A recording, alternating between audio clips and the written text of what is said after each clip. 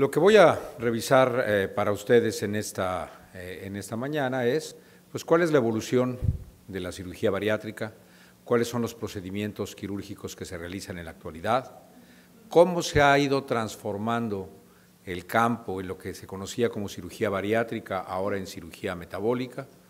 el análisis de los mecanismos de acción de las intervenciones y finalmente cómo han evolucionado las indicaciones. La cirugía bariátrica nació con la idea de reducir la superficie de absorción y los primeros procedimientos lo que hacían era disminuir esa superficie de absorción haciendo derivaciones que iban del intestino al colon, después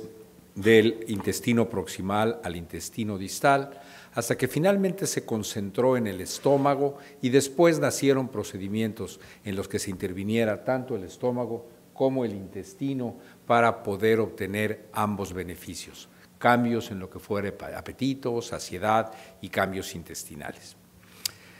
La cirugía bariátrica también nació con el concepto de que lo que íbamos a producir eran cambios mecánicos. Si nosotros vemos la banda gástrica ajustable y la gastroplastía vertical con banda, que fueron procedimientos muy utilizados en algún tiempo, tenían como idea que íbamos a crear un reloj de arena en el que se iba a llenar el reservorio superior, iba a pasar lentamente a través de un orificio y después llenar el orificio inferior.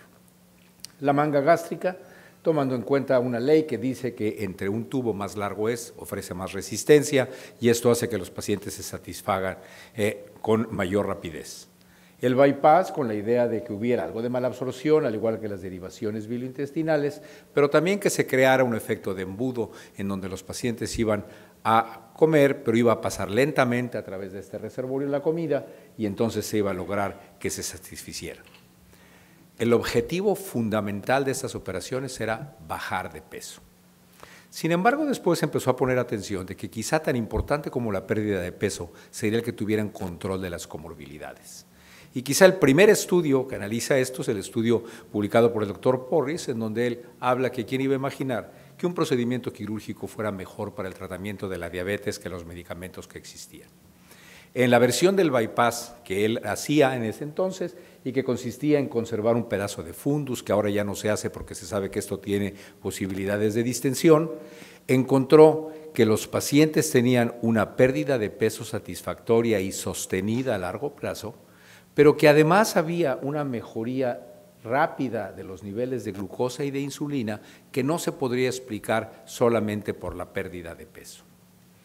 Y entonces esto hizo ver que los pacientes diabéticos que se operaban, además de lograr un beneficio a través de la pérdida de peso, de la restricción calórica, existían cambios hormonales en el aparato digestivo y nació el concepto y el estudio del eje enteroinsular.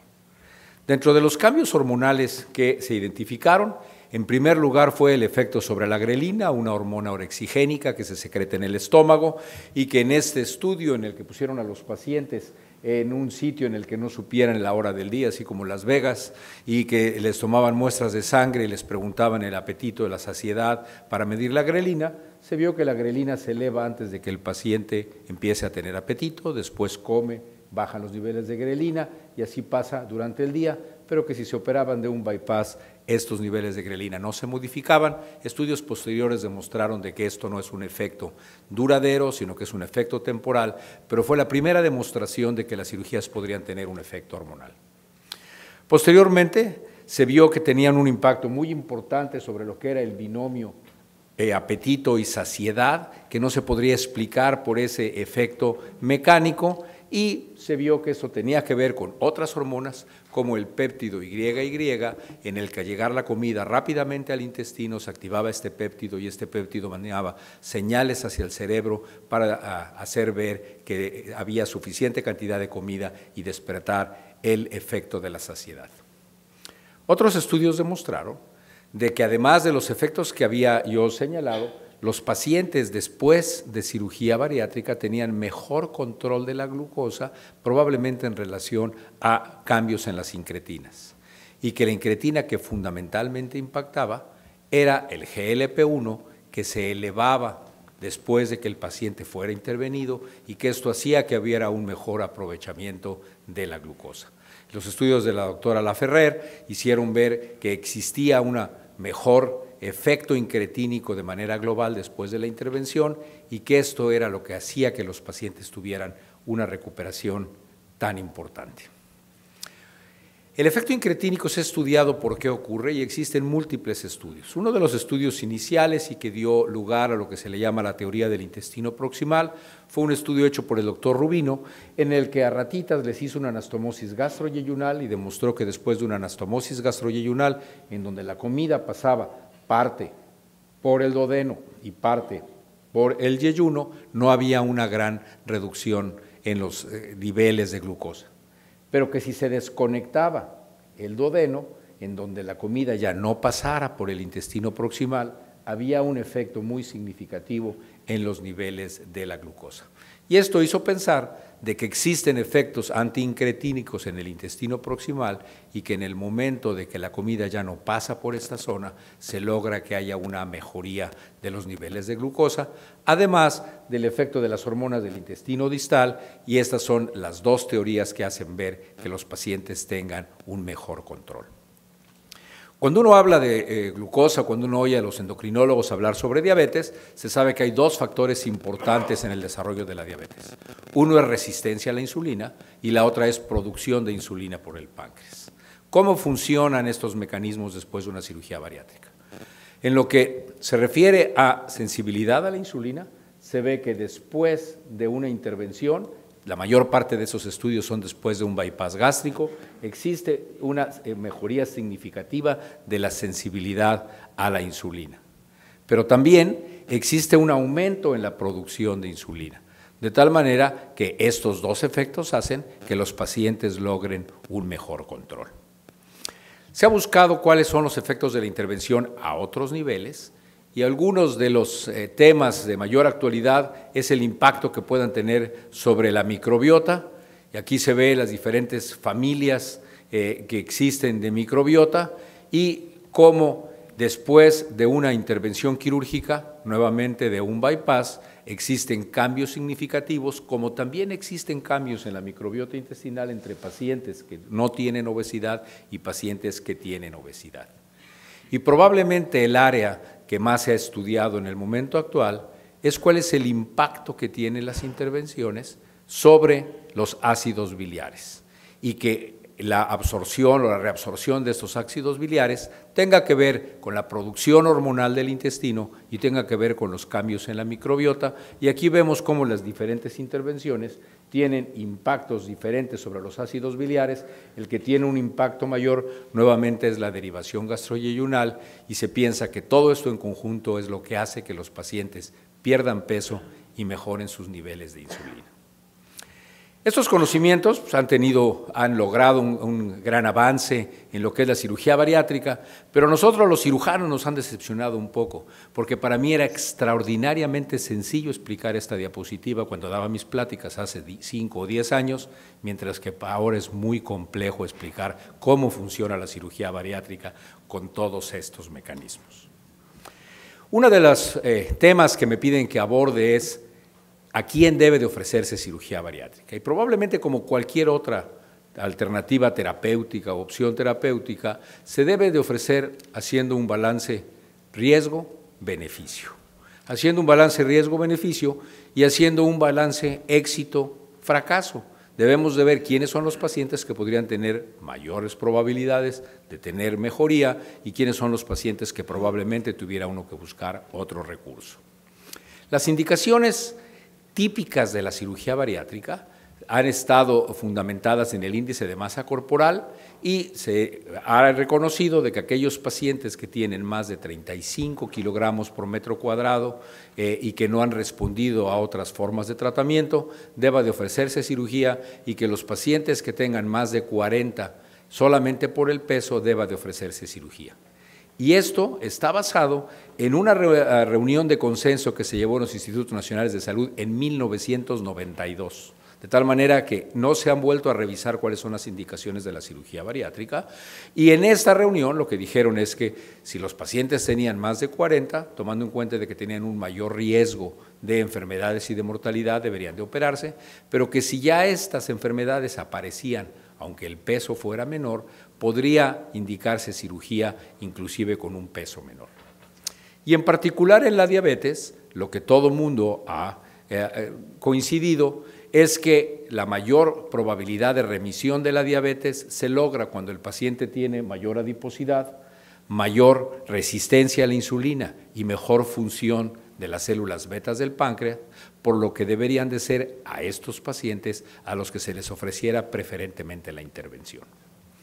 Probablemente los mayores cambios que ha habido en cuanto a las indicaciones tienen que ver con la diabetes. En el año 2015 se llevó a cabo una reunión de consenso en Londres para ver cuál serían las indicaciones de cirugía metabólica en pacientes con obesidad. Esto culminó en una publicación que salió en Diabetes Care y que fue un logro importante porque por primera vez en la vida, una revista que es eminentemente endocrinológica publica una gran cantidad de estudios que tienen que ver con cirugía metabólica. En esta reunión de consenso, lo que se analizaron fueron los ensayos clínicos controlados que se habían hecho de tratamiento quirúrgico contra tratamiento médico. Existen 2 ensayos clínicos controlados, de los cuales 3 tienen seguimiento a 5 años, y en esta diapositiva no pretendo que lo lean, sino únicamente enumerarlos, y las conclusiones vienen aquí. El tratamiento quirúrgico es superior al tratamiento médico para el control de la glicemia, independientemente del índice de masa corporal. Aquí vemos pacientes con menor índice de masa corporal, pacientes con mayor índice de masa corporal, y vemos que la superioridad para el control de la glicemia es significativa después del tratamiento quirúrgico. Este es el mismo análisis, pero dependiendo de la vigilancia. Todo mundo sabe que con cualquier cosa los pacientes bajan de peso, hasta con un susto, pero el problema no es que bajen de peso. El problema es que mantengan el peso reducido, de tal manera que a decir que a corto plazo la cirugía tiene un efecto benéfico sobre la diabetes probablemente no tuviera mayor importancia. Pero a pesar de que estos pacientes se vigilen por tiempo prolongado, la cirugía sigue teniendo un mejor efecto que el tratamiento médico para el control de la diabetes. Y aquí vemos los cambios en la hemoglobina glucosilada y aquí vemos también cómo en pacientes con menos de 35 y con más de 35 de índice de masa corporal, la cirugía tiene un efecto más importante en lo que se refiere al control de la hemoglobina glucosilada. Y por primera vez, en el algoritmo de tratamiento de los pacientes con diabetes elaborado por endocrinólogos, aparece la cirugía como una opción terapéutica en los pacientes que tienen obesidad mórbida, en los pacientes que tienen obesidad grado 2 cuando no se logra un adecuado control, pero inclusive en los pacientes que tienen obesidad grado 1 si no se logra un adecuado control. Para ver cuál sería el impacto de este conocimiento en México, nosotros hicimos el año pasado una reunión de posicionamiento en donde invitamos a través del Colegio de Cirugía de Obesidad y Enfermedades Metabólicas a el Colegio de Medicina Interna de México y a la Asociación Mexicana de Nutrición y Endocrinología, y en esto lo que se buscaba era revisar cuál era la evidencia que existía, graduarla dependiendo de esta clasificación que se llama GRADE, y se reunió el mismo número de internistas que de cirujanos para ver cuál sería la respuesta a diferentes preguntas. Se hicieron unas preguntas fundamentalmente a los endocrinólogos, que era sobre definición, cuáles serían las metas terapéuticas, mecanismos de acción e impacto de diferentes procedimientos, y a los cirujanos, cuáles serían los resultados de los diferentes procedimientos quirúrgicos. Y finalmente, en forma grupal, se contestaron 2 preguntas que son las que tendrían impacto terapéutico, y que estas son cuáles serían las características de los pacientes diabéticos candidatos a cirugía metabólica y qué pacientes se consideraría que no deben de ser candidatos en primera instancia a cirugía metabólica. Solo les voy a presentar el resultado de estas 2 preguntas y lo que se concluyó es que si un paciente tiene obesidad grado 3, existe evidencia suficiente para indicar cirugía metabólica. Que si tiene obesidad grado 1 o grado 2 y no se puede controlar la diabetes con tratamiento médico, existe una indicación para cirugía metabólica. Se puso una nota de cautela que cuando se indica cirugía metabólica en edad temprana, debe uno de asegurarse de que los pacientes no vayan a tener un tipo de diabetes que no fuera susceptible de mejorar con cirugía, y para esto que hubiera que solicitar la medición de anticuerpos anti-GAD y A2 y lo que ustedes ven aquí, y después que se debería de considerar como una opción terapéutica en clase 2, aunque tuvieran buen control glicémico, si además tienen otras comorbilidades que pudieran beneficiarse de la cirugía metabólica. ¿En quién no debería recomendarse? En diabetes tipo 1. El paciente que tiene diabetes tipo 1 tiene otros mecanismos de acción y tiene resultados totalmente diferentes con cirugía metabólica. En aquellos pacientes que tienen falta de compromiso para el seguimiento, ya que los cambios anatómicos que se hacen sobre el aparato digestivo tienen una repercusión favorable, pero también pueden tener efectos secundarios que deben de ser controlados. Tomando en cuenta de que la evidencia que hay en personas menores de 16 años y de más de 65 años no es muy alta, probablemente estos pacientes ahorita todavía no deban de incluirse dentro de la normatividad, y que si la enfermedad tiene una alta evolución, sabiendo que dentro de la historia natural de la diabetes es que el páncreas en algún momento llegue a claudicar, probablemente se van a ver menos beneficiados porque debería de ofrecerse en los primeros 5 años de haber desarrollado la diabetes. Y ha cambiado el concepto e incluso la nomenclatura. Ahora ya no cirugía bariátrica, que denominaba peso, cirugía metabólica, que hacía ver como que hubiera cambios metabólicos, sino una cirugía que se realiza para la obesidad y para las enfermedades relacionadas con la obesidad. Y así como he mostrado para la diabetes, empiezan ahora los intentos para ver cuál sería la indicación quirúrgica en pacientes con hipertensión, en pacientes con alteraciones de los lípidos, y algo muy importante y que nosotros hemos estado platicando ahora con el doctor Torre en nuestra institución es sobre el hígado graso, tomando en cuenta de que las alternativas terapéuticas que tienen, que básicamente es una, que es liraglutide, los resultados no son tan importantes. De tal manera que, de acuerdo a lo que me pidieron que hablara, lo que traté de mostrar es cuál es la evolución de la cirugía bariátrica a lo largo del tiempo, cómo ha cambiado el concepto de una cirugía que estaba únicamente encaminada a lograr pérdida ponderal, ahora a control de fenómenos metabólicos, los cambios que produce en las hormonas gastrointestinales y en otros efectos funcionales sobre el aparato digestivo para el control de la diabetes, que los pacientes con diabetes que tienen ciertas características van a tener mejor respuesta, y que estos son que tengan mayor adiposidad, mayor resistencia a la insulina y mejor reserva pancreática, que en la actualidad la cirugía metabólica forma parte del tratamiento estándar de los pacientes diabéticos. Pensamos que también puede formar parte del tratamiento estándar de pacientes con otras comorbilidades, y no me queda más que agradecerles la oportunidad de haber estado con ustedes.